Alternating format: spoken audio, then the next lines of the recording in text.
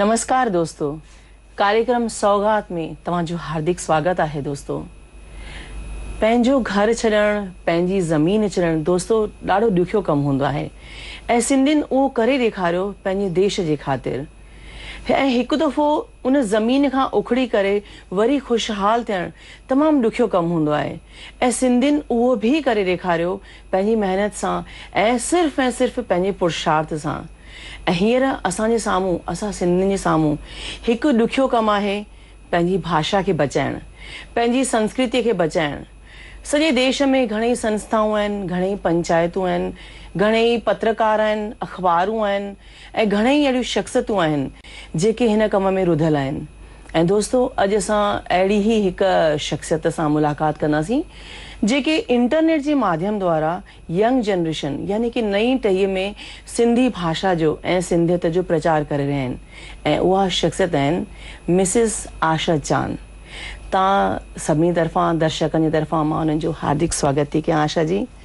ऐं आशा जी जो हिकु ख़ासि मां उन्हनि जे बारे में ॿुधाइण मां ज़रूरु चाहींदसि त आशा जी हिकु फ्रीडम फाइटर ऐं राइटर पिता जी जिन जो नालो हो A.J. उतमचंदानी यानी कि आसनदास जेठानंद उतमचंदानी ऐं हिकु राइटर, हिकु लेखिका, हिकु शाइरा, हिकु उपन्यासकार माता जिन जो नालो हो सुंदरी उतमचंदानी। उन्हनि जी हू संतान आहिनि। त आशा जी मां ईअं चवंदसि त तव्हांखे पंहिंजी भाषा ॾांहुं जेको चाह आहे, सिंधियत ॾांहुं जेको चाह आहे, उहो तव्हांखे पंहिंजे जीन्स में आयल आहे। ऐं मां ईअं चवंदसि त तव्हांजे माउ पीउ तव्हांखे उहो सुतीअ में पीआरियो आहे। ठीकु रहंदो न ईअं शायदि मुंहिंजे मां अगरि उन लाइ चवां त? बिल्कुलु बिल्कुलु दोस्तों असीं अॼु उन्हनि सां मुलाक़ात कंदासीं, उन्हनि जे कमनि जे बारे में ॼाणंदासीं। पर हा, उनखां हिकु अॻु में रिक्वेस्ट कंदसि त तव्हां हिकु पनो ऐं पेन ज़रूरु खणी वेंदा, छो त अॼु घणो ई कुझु तव्हांखे नोट करिणो आहे। त हींअर मां आशा जी सां मुखातिब थींदसि ऐं उन्हनि सां ॼाणींदसि त हू कहिड़नि कहिड़नि कोशिशुनि में हींअर रुधल आहिनि। आशा जी, जीअं त मां पहिरीं ज़िक्र कयो त तव्हां नई जनरेशन आहे, नई टहीअ में इंटरनेट द्वारा तव्हां कुझु कॉम्पिटिशन्स रखी रहिया आहियो, त उन्हनि जी ॼाण तव्हां असांजे दर्शकनि खे ॾींदा प्लीज़? हा, पहिरीं ॻाल्हि त सभिनी दर्शकनि खे जय झूलेलाल। जय झूलेलाल। ऐं मूंखे फ़ख़ुरु आहे त मां सुंदरी उतमचंदानी ऐं A.J. उतम जी धीउ आहियां ऐं सचपच त मूंखे सिंधियत लाइ जज़्बो प्यार मुंहिंजे माइटनि वटां वरसे में मिलियो आहे, जिन सॼी उमिरि सिंधी ॿोलीअ लाइ कमु कयो। असांजे ख़्याल में जेकॾहिं ॿारनि खे सिंधी सेखारणी आहे त उनजे लाइ का नई कोशिशि करणी आहे, नौजवाननि खे पाण सां जोड़णो आहे त उन लाइ कुझु नओं करिणो आहे। ॾिसंदा वई त अॼुकल्ह सिंधी अक्सर माइट घर में नथा ॻाल्हाइनि, इन लाइ ॿारनि खे सिंधी ॻाल्हाइण ई नथी अचे। ख़ासि करे जेके तमामु यंग आहिनि उन्हनि खे MP वग़ैरह जे हिसनि में, छाकाणि जो असीं सिंधी पखिड़ियल आहियूं, पखिड़िया पिया आहियूं सॼे हिंदुस्तान में, त भला कीअं जुड़ूं हिक ॿिए सां, कीअं करियूं कमु जो पंहिंजी ॿोली त घटि में घटि न विसारियूं। इन ॾिस में असां सोचियोसीं त जे नंढनि ॿारनि खे पाण सां जोड़ियूं, उन्हनि खे सिंधी सेखारियूं ॻाल्हाइण, त शायदि हिन कम में असीं कुझु अॻिते वधी सघंदासीं। सो असां जेका पहिरीं कॉम्पिटिशन रखी, मां उन जे बारे में पोइ ॻाल्हाईंदसि। पहिरीं ॻाल्हाईंदासीं असांजूं ही 2 कॉम्पिटिशन्स। हाणे असां 2 चटाभेटियूं रखियूं आहिनि जेके जुदा जुदा उमिरि जे ग्रुप्स लाइ आहिनि। पहिरीं चटाभेटी जेका असां रखी आहे उहा आहे 6 सालनि खां 14 सालनि जी उमिरि वारनि ॿारनि लाइ। उन्हनि खे ॿुधाइणी आहे आखाणी, यानी सिंधीअ में आखाणी ॿुधायो, ऐं उहा आखाणी तव्हांखे ॿुधाईंदे, ॿारनि खे ॿुधाईंदे उनजे माइटनि खे वीडियो शूट करे असांखे मोकिलणी आहे। असां 12 आखाणियूं रखियूं आहिनि हिन वक़्तु पंहिंजे वेबसाइट ते www.sindhisangat.com ते, ऐं तव्हीं उन में जेकॾहिं ॾिसंदा त तव्हांखे इहे आखाणियूं डाउनलोड करण लाइ मिलंदियूं। तव्हीं सभई आखाणियूं ॿुधी सघो था, पंहिंजे ॿारनि खे ॿुधाए सघो था, ऐं उन्हनि खे पोइ जेका तव्हांखे आखाणी सम्झ में अचे थी या उन्हनि खे वणे थी, उहा आखाणी तव्हांखे उन्हनि खे यादि कराइणी आहे। ईअं कराइण सां छा थींदो त ॿार सिंधीअ जा जेके उचार आहिनि उहे सुठी तरह सां यादि कंदो, ऐं जेकॾहिं को बि ॿार लगातार 3-4 मिंट सिंधी ॻाल्हाईंदो त पक ई पक सिंधी सिखी वेंदो, जेका असांजी कोशिशि आहे। हिन जे लाइ असां 20 इनाम रखिया आहिनि। हिन चटाभेटीअ जे लाइ 20 इनाम आहिनि, जेके टैबलेट्स या स्मार्टफोन्स। ऐं इहे जेके इनाम आहिनि ॿारनि खे थोरो उत्साहित कनि था त छो न जे करे हिन में असीं हिसो वठूं, बहिरो वठूं। असां स्कूलनि खे बि घणी दरख़्वास्त कई आहे, जेके ख़ासि करे सिंधी मैनेज्ड स्कूल आहिनि, त तव्हीं पंहिंजे ॿारनि खे ॾांव सेखारियो, आखाणी ॿुधाइण जो ॾांव, जंहिंमें थोरो माण्हूअ खे आज़मूदो हुजे, जेको ॿार जेकॾहिं कंहिं एक्सप्रेशन सां सुठे नमूने में आखाणी ॿुधाईंदो, सही उचार ॿुधाईंदो, त उनखे मिलंदो इनाम। पर ॿियनि ॿारनि जूं आखाणियूं असीं सभु यूट्यूब ते विझंदासीं, जीअं उहे असांजे यूट्यूब चैनल ते, जीअं असांजी पोई असांजी कॉम्पिटिशन थी हुई, जंहिंमें ॿारनि सिंधीअ में बैत ॿुधाया हुआ, ऐं उन में असांखे 750 खां वधीक ॿारनि पार्टिसिपेट कयो हो। पोइ उन्हनि जा जेके बैत आया, उन्हनि मां 20 खे त इनाम ॾिनासीं, ऐं बाक़ी ॿारनि जा बैत असां सभिनी जा बैत यूट्यूब ते रखिया आहिनि। यूट्यूब ते चैनल ठाहियो अथऊं सिंधी संगत किड्स जे नाले सां, तव्हीं सभई ॾिसी सघो था ऐं पंहिंजे ॿारनि खे ॾेखारींदा त उन्हनि खे बि उत्साह ईंदो। जेके नवां नंढा नंढा आहिनि न, 20-30 साल जा ॿार, उहे त सिंधी बैत चवणु सिखी वेंदा हली। असांजी इहा जेका कॉम्पिटिशन हुई, उन में सचमुच असांखे ॾाढी सुठी कामयाबी मिली, जो असांखे न फ़क़ति हिंदुस्तान मां, पर असांखे ॿाहिरां बि Hong Kong, Manila, Saint Martin, China मां केतिरनि ॿारनि जूं असांखे पोएट्रीज़ आयूं, जेके बि असां इंटरनेट ते रखियूं आहिनि। हाणे इहा ॻाल्हि त थी असांजे बैतनि जी कॉम्पिटिशन। असीं जेका ॿी कॉम्पिटिशन करे रहिया आहियूं, उहा नौजवाननि लाइ, उहा आहे 15 सालनि खां वठी 25 सालनि जे ॿारनि लाइ, जेके कॉलेज में वञनि था, जेके घटि में घटि सिंधी थोरी घणी ॼाणनि था।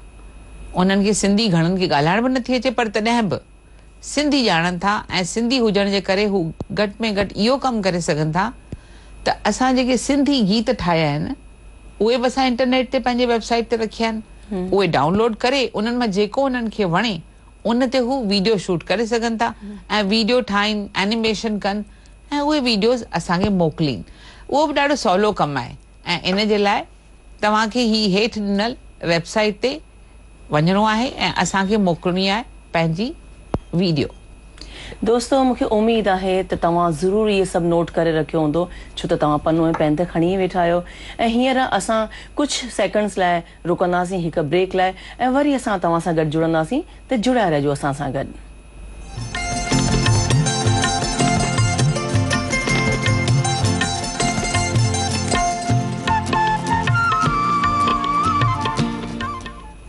हिकु त हो वरी मां तव्हांजो हार्दिक स्वागत थी कयां कार्यक्रम सौगात में, ऐं आशा चांद सां वरी असां मुखातिब थींदासीं।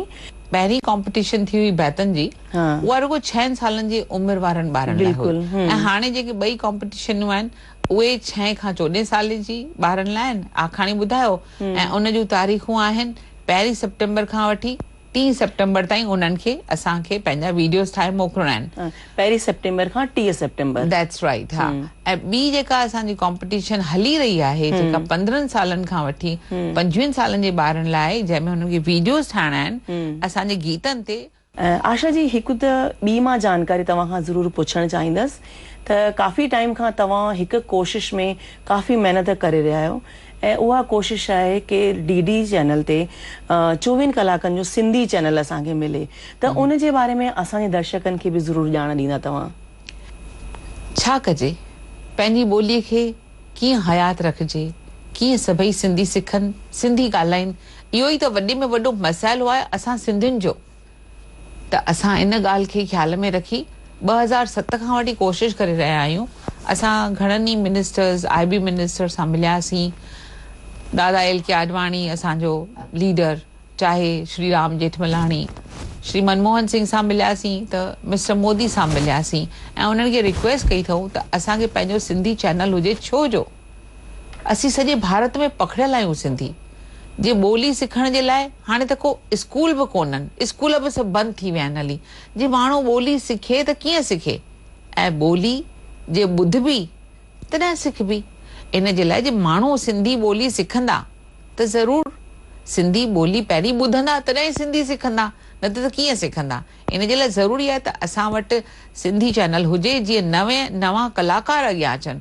ईअं न आहे त असां वटि राॻींदड़ कोन्हनि, ईअं न आहे त असां वटि डायरेक्टर कोन्हनि, पर उन्हनि खे जेकॾहिं को एक्सपोजर कोन्हे, उन्हनि खे को मंच कोन्हे पंहिंजी कला जो जोहर ॾेखारण जो, त पोइ भला केरु अॻिते ईंदो। ऐं इहो ई त कल्चर आहे, इहा ई त असांजे ॿारनि खे इनकरेजमेंट ॾियण जे लाइ ज़रूरी ॻाल्हि आहे त उन्हनि खे पंहिंजो निजो चैनल हुजे जिते हू पंहिंजी कला जो जोहर ॾेखारीनि ऐं उन्हनि खे उत्साह मिले ऐं ॿिया बि घणा जुड़नि, तॾहिं असांजो सिंधी समाज, सिंधी कल्चर अॻियां वधी सघे थो। इन लाइ ज़रूरी आहे त असांखे 24 कलाकनि जो निजो चैनल हुजण ई खपे ऐं इन लाइ असांजी कोशिशि जारी आहे। अच्छा, जीअं मूंखे हिकु चवणी यादि अचे तव्हांजे हिन माहिती ॿुधण खां पोइ त घणे खां छपर खॼे, त जीअं चैनल अगरि शुरू थींदो त असांजे अंदरि जेको लिकल आहे, घणो ई टैलेंट आहे, उहो बि ॿाहिरि ईंदो ऐं तंहिंखां सवाइ घणेई हुन सां जुड़ंदा, ॿार नौजवान सभु हुन सां जुड़ंदा।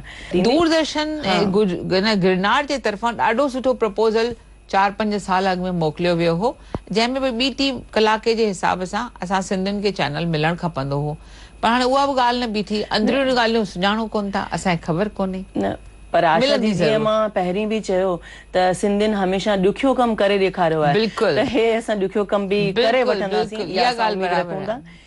आशा जी, हिकु जीअं तव्हां हिननि सां जुड़ियल आहियो, सिंधी भाषा सां, भाषा जे फैलाव सां, त हिकु सुवाल मां तव्हां खां इहो करणु चाहींदसि, छो त तव्हां हिकु राइटर जे संतान आहियो, त हिंदुस्तान में अचण खां पोइ सिंधी भाषा खे जेको नुक़सानु पहुतो आहे उहो लिपीअ जे झगड़े जे करे न पहुतो आहे। अरेबिक लिपि हुजे या देवनागरी लिपि हुजे, इन झगड़े मां ईअं सम्झां थी त असां सिंधियुनि खे वरी हिकु विरहाङो करे छॾियो आहे, त छा इन झगड़े जो अंत न अचणु घुरिजे, ऐं अंत जेकॾहिं अचणु घुरिजे त कहिड़े उन बिंदु ते अचणु घुरिजे, उहो मां तव्हां खां ॼाणणु चाहींदसि। हाणे मुंहिंजी मिठड़ी, छा मसइलो इहो आहे त असांजो सॼो साहित्य जेको 400 साल खां वठी लिखियलु आहे, उहो सॼो असांजो सिंधी स्क्रिप्ट में आहे। सिंधी मां इन लाइ थी चवां छाकाणि अरबिक स्क्रिप्ट जॾहिं चऊं था त अरबिक स्क्रिप्ट आहे जंहिंमें 52 अखर कोन्हनि, इहो सिंधी स्क्रिप्ट में 52 अखर आहिनि। जेकॾहिं असीं पंहिंजी ॿोलीअ खे, आशा जी, हिकु दफ़ो थोरो असां कमर्शियल ब्रेक लाइ रुकंदासीं, वरी तव्हांजो इनखे जारी रखंदासीं। दोस्तो, हींअर असां रुकंदासीं हिकु कमर्शियल ब्रेक लाइ ऐं वरी असां तव्हां सां गॾु जुड़ंदासीं, त तव्हां जुड़िया रहिजो असां सां गॾु।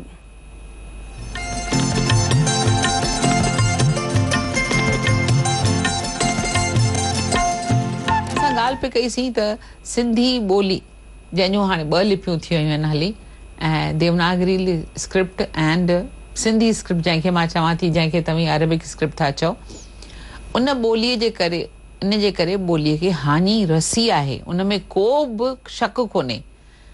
जीअं असीं देवनागरी स्क्रिप्ट जी ॻाल्हि करियूं था त अॼु 65 सालनि में अञा ताईं उनखे स्टैंडर्डाइज़ करे न सघिया आहियूं, उनजो कुझु थी कोन रहियो आहे, एॾा साल लॻण न खपनि। ऐं इन विच में असांजा जेके सिंधी स्क्रिप्ट में थियल किताब आहिनि, जेको असांजो ज़ख़ीरो आहे, एॾो सारो खज़ानो आहे, उहे पढ़ण वारा वञनि था घटिबा, छाकाणि जो असीं सिंधी पखड़ियल आहियूं सॼे हिंदुस्तान में। इन लाइ स्कूल कोन्हनि, इन लाइ पढ़ाई कोन थी थिए, असांखे नवां तरीक़ा ईजाद करणा पवंदा जीअं असीं ॿारनि खे जोड़ियूं। पर हाल त गवर्नमेंट ऑफ इंडिया जे तरफ़ां 2 ॿोलियूं हलनि पियूं ऐं 2 ॿोलियुनि खे हलणु ॾिबो ईअं ई। ॾिसिजे किथे का लेवल ईंदी, किथे कुझु असां जहिड़ा के माण्हू ईंदा जेके सिंधी लिपीअ खे अॻिते वधाईंदा। असांजी हाणे घणियूं ई कोशिशूं आहिनि जंहिंजे ज़रिए शायदि असीं घणो ई कुझु करे सघूं था। इन ॻाल्हि जी मूंखे ख़ातिरी आहे त सिंधी लिपीअ खे साबित रखणु, कोशिशि करे उनखे हयात रखणु ज़रूरी आहे, न त असांजा ॿार सिंधी लिपीअ में लिखियल हेतिरा किताब कॾहिं पढ़ी कोन सघंदा। ऐं हुन पासे सिंध में 3 करोड़ सिंधी आहिनि, जिते अञा ताईं सिंधी साहित्य छपजे पियो, उते नावेल लिखजनि पिया, उते कहाणियुनि जा किताब अचनि पिया, पोइट्री लिखजे पई, जेका फ़क़ति सिंधी स्क्रिप्ट में आहे, जेका सिंधी अरबिक स्क्रिप्ट में आहे। उनजो छा थींदो? असांखे ज़ख़ीरो उहो बि त आहे न, उन सां जुड़ियल रहणु, नेट उन्हनि सां जॉइंट करे पाण में असीं ॻंढिजी रहूं त हेतिरो सारो खज़ानो असांजे सभिनी सिंधियुनि लाइ मिलंदो। बाक़ी त त आशा जी जीअं तव्हां चई रहिया त मां हिकु ॿियो बि हीअं तव्हां सवाल पुछणु चाहींदसि त अहिड़ा तमामु घणा असां वटि साहित्यकार आहिनि जेके असांजी उमिरि जा आहिनि जेके ॿई स्क्रिप्ट ॼाणनि था, अरेबिक बि ॼाणनि था, देवनागरी बि ॼाणनि था। त छा हिन वक़्तु असां उहो रस्तो नथा अपनाए सघूं त अरेबिक जो ट्रांसलेशन वधीक असां उनखे एनकरेज कयूं देवनागरी लिपि में थियण लाइ, त जीअं नौजवान ॿार उनखे वधीक अपनाए सघनि? छा इहो रस्तो नथो अपनाए सघिजे छा? पहिरीं ॻाल्हि त जेका ट्रांसलिट्रेशन असांखे करणी आहे सिंधी स्क्रिप्ट मां देवनागरीअ में, उहा तेसि ताईं मुमकिन कोन्हे, पॉसिबल कोन्हे जेसि ताईं देवनागरी स्क्रिप्ट स्टैंडर्डाइज कोन थी आहे। उनजे चवण जो मतिलबु इहो आहे, जॾहिं असीं प्रेम अखर लिखूं था हिंदीअ में त उन में र उनजे पेर में ईंदी आहे, माना र अधु थींदी आहे। पर सिंधी स्क्रिप्ट में, सिंधी ॿोलीअ में ईअं को बि अखर अधु थींदो ई कोन्हे।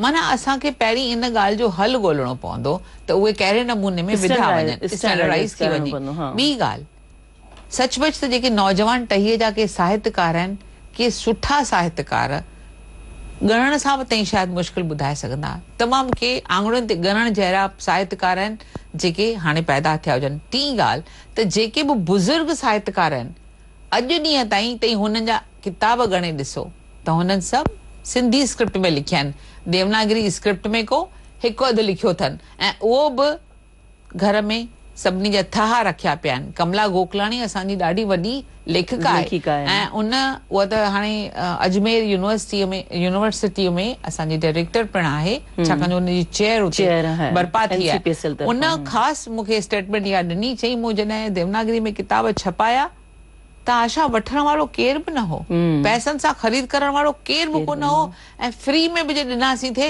त पढ़ण वारो माण्हू आहे। हिकु ॿी ॻाल्हि ॿुधायो अथई मूंखे, मज़मून केरु पढ़ंदो? चाह रुचि जंहिंखे हूंदी उहो ई पढ़ंदो। सिंधी स्क्रिप्ट में लिखियल मज़मून कोन था पढ़जनि त देवनागरी स्क्रिप्ट में कीअं पढ़बा, केरु पढ़ंदो? इन ॻाल्हि जे लाइ असांखे पहिरीं पाठक पैदा करणा आहिनि जेके सुठी तरह सां सही नमूने में उनजो रस वठी सघनि। जेकॾहिं रस नथा वठनि त केर बि अॻिते वधी करे पढ़ंदड़ जी कोशिश ई न कंदो। त हींअर जीअं तव्हां ॻाल्हि कई त पाठकनि जी कमी आहे असां वटि, त पढ़ाई में अगरि रुचि न आहे त इंटरनेट द्वारा ॿिया कहिड़ा कहिड़ा असां रस्ता अपनाया आहिनि उन्हनि जो बि ज़िक्र कंदा प्लीज़? बिल्कुलु।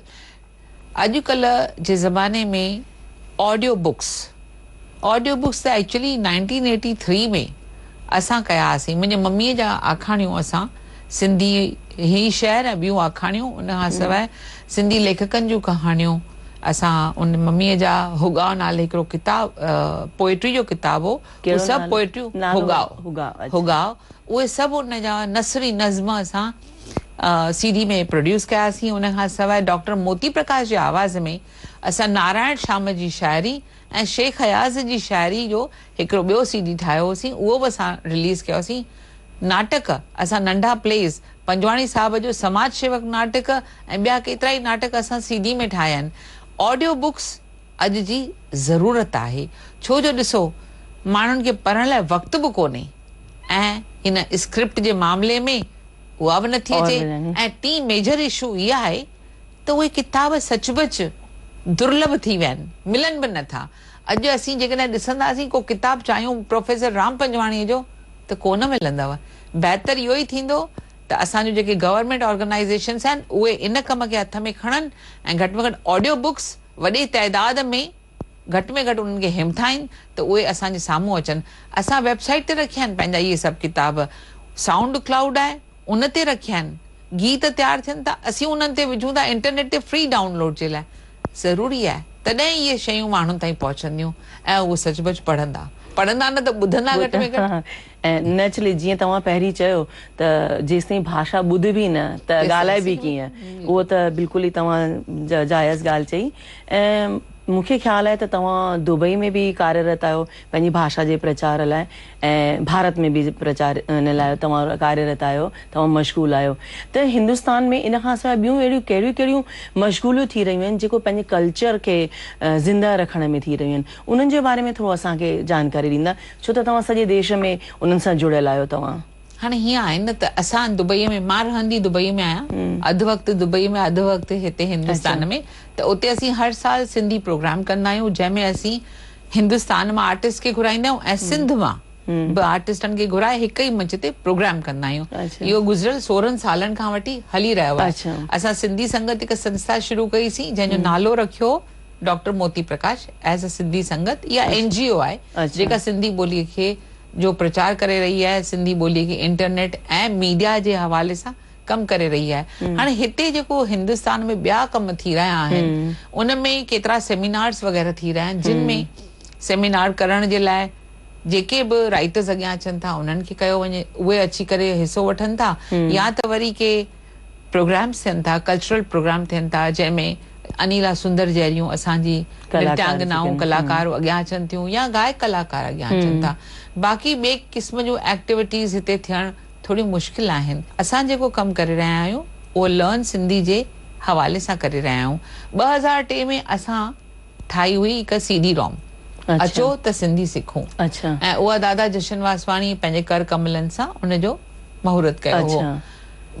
पोइ उनजो अॻिते हली जेका इहा CD असां ठाहीसीं उनमें असांखे ॾाढो सुठो रिस्पॉन्स मिलियो। 15 मुल्कनि मां असांखे मिली स्पॉन्सरशिप, ऐं असां तुर्त 2 सालनि जे अंदरि उन CD ROM खे फ्री डाउनलोड जे लाइ इंटरनेट ते रखी छॾियोसीं।